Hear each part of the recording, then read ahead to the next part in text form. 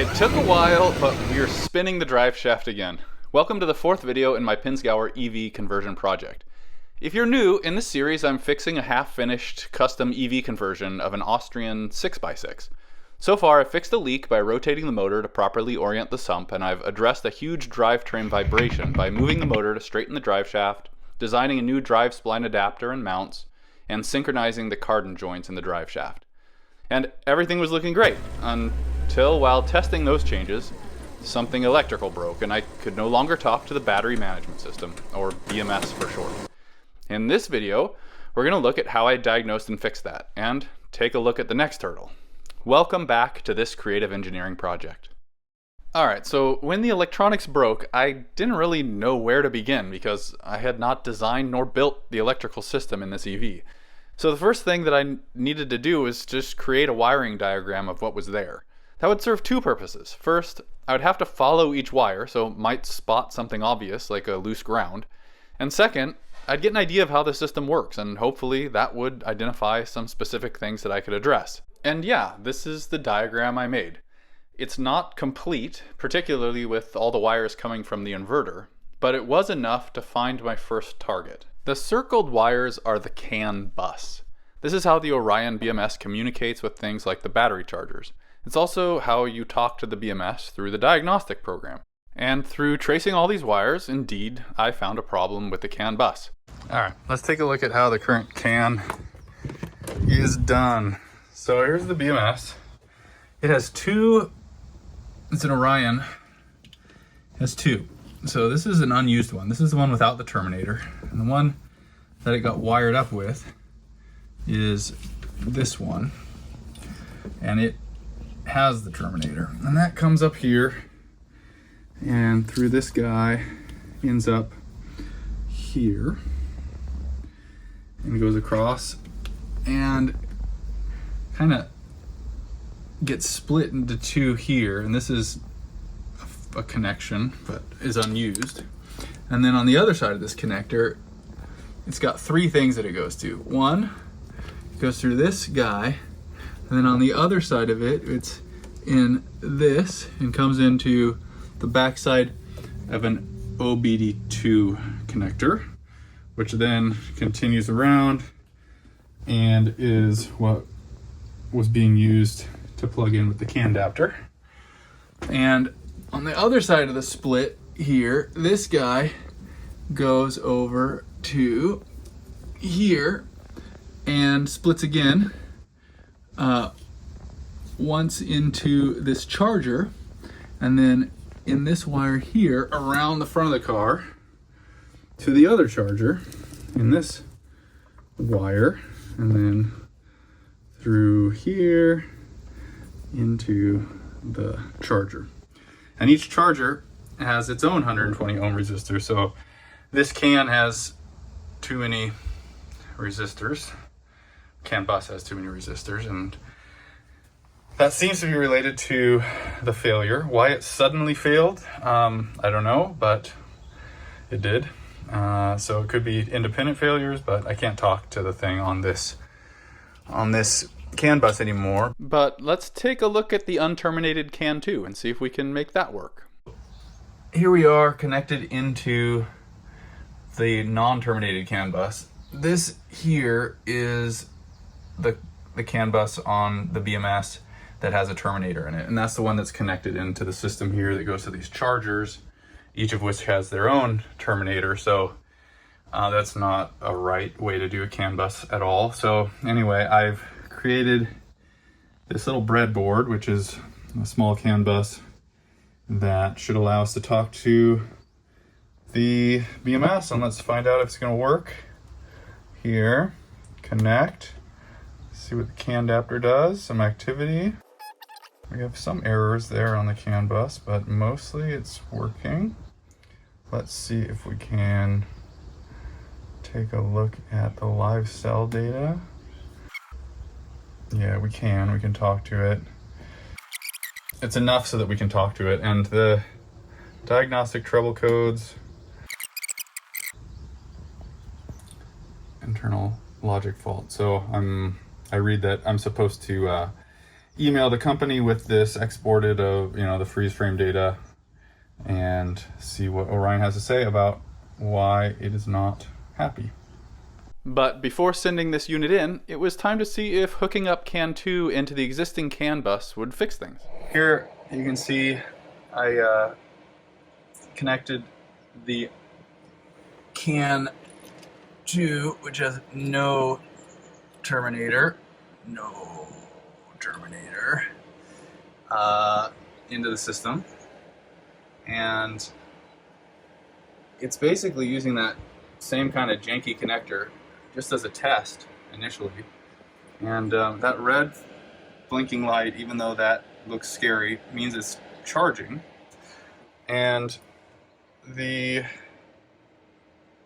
battery pack is giving me voltages. It's got current flowing into the battery, and it periodically balances the cells.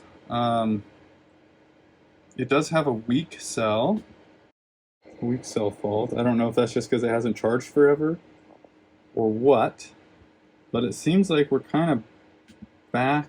And full of hope that the only problem had been the CAN, I tried to spin up the driveshaft again. And again, we can hear the high voltage contactor cycling, and after this test, CAN 2 also no longer communicates. So I think almost certainly this cycling of the high voltage contactor might be causing voltage spikes on this section of the unshielded and untwisted CAN, and blowing out the CAN transceivers. But yeah, it was time to send this unit back to Orion and see if they could figure out what was broken. So while Orion was fixing the BMS, I continued to look for sources of EMI, and there was something nagging me that I had encountered when I rotated the motor to put the sump at the bottom. We're warping back about 10 months here. I'm going to let this video play and see if you can spot the problem. Alright, so we got the motor rotated. The sump is now at the bottom. I'll need to create some new cables. Alright, take a good look at these cables. Did you spot it? Yeah, there should be a connection from the cable shielding to the housing of the motor and the inverter, and there's none on either side. And I hadn't noticed this either because, well, I had never worked on an EV before and didn't know. As it turns out, the cable shielding on the leads from the inverter to the motor needs to be a continuous Faraday cage and should be fully connected to both sides by a mechanism in the glands. What I did notice, however, was that the glands clearly expected to have some kind of contact with the cables going through them, and that mechanism was broken in almost every gland.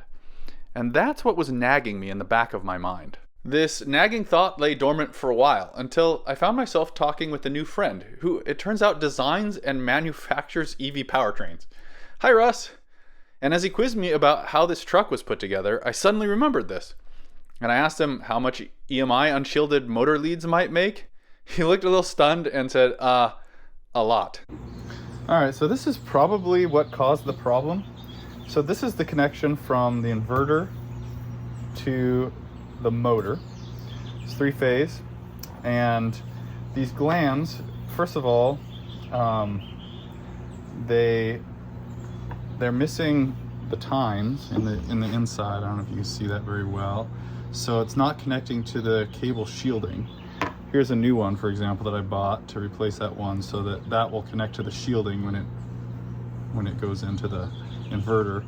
And in fact, on the motor side, there's no tines whatsoever. There's no connection to the shield.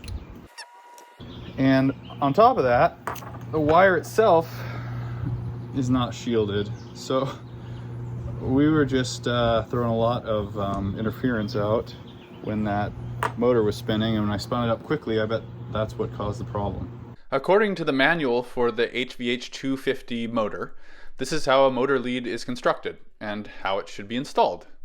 So I made some new leads and installed them. Alright, we're just going to check that our glands are correctly connected to the shielding on these cables. So you can see this is the inverter over here, this is the motor. So I've got two wires coming out of the inverter and one coming out of the motor. And the shield connects here, so like we can check by attaching there and then to the gland. Put this on. so we can hear it to the gland. Great, we're connected. Same thing here, there to the inverter, we're connected. And then of course the conductor better not be, and it's not. And same on this side, conductor, and it's not. So it looks like we're gonna have a better shielded system here. And here's a close-up of how the gland tines interface with the shielding, and here's the final product. Right about now is when I was hearing back from Orion regarding their findings with my BMS. Indeed, they found that both CAN 1 and CAN 2 transceivers were blown. And it looked like perhaps my thinking was right about the high voltage contactors as another source of EMI. Now, even if the contactor cycling is a symptom of something else, I still need the CAN to be robust to that. So while the BMS was getting fixed, I completely reworked the CAN bus. Okay, so here's our new CAN bus. There's the charger. This is the CAN cable that I'm using now. We come to basically where the bus splits. We're using this cable, which is from Grid Connect. It's a 2 meter shielded twisted pair cable. You can read that? Yeah, no terminator on these guys. And on the other side of the CAN is the other charger. It goes here. So on each end of the CAN, we have a shielded wire that goes to the two chargers that have terminator there and terminator there. So in the middle of the CAN, this is where we split. We feed the BMS, comes out through that gland there, and into this opto isolator, also sold from Grid Connect. This guy, it has on the primary, which goes to the BMS here, primary to the BMS, it has its own terminator. So we use the terminated CAN 1 interface on the BMS. And on the back side, there's no terminator. So we can connect into the CAN bus with our unterminated side, the secondary side. And this is an extra connection for when we want to use the CAN adapter to talk to it. We can plug in here. But yeah, that should be much better. The BMS is not even connected electrically to the bus. An opto isolator transmits inside everything into light and then back into electrical. So that should keep the BMS safe. All right, so 3 changes. A properly shielded connection between the inverter and the motor, a properly shielded twisted pair CAN bus with exactly 2 120 ohm terminators, and a repaired BMS. Will it work? I'm gonna voice over this because the fan is so loud, it's just unbearable. So we're trying again. This is the readout of the battery. Things look good. We're gonna go ahead and stick this thing into drive, keep the foot on the brake, and when I put my foot over to the accelerator, I'm gonna actually have to show you because we hear things here.